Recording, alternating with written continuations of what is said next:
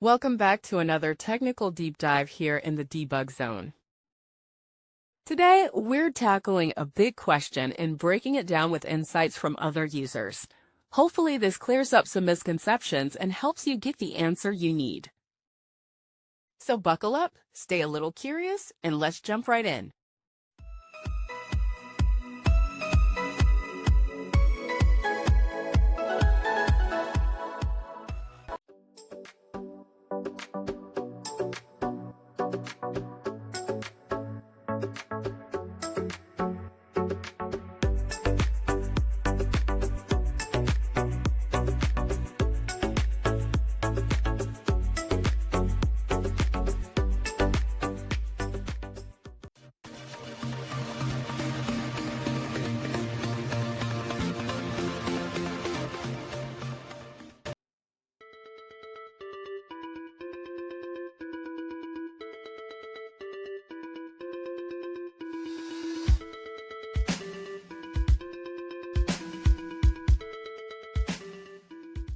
And that's a wrap.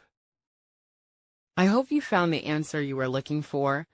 If you did, take a second to hit that subscribe button. It really helps out.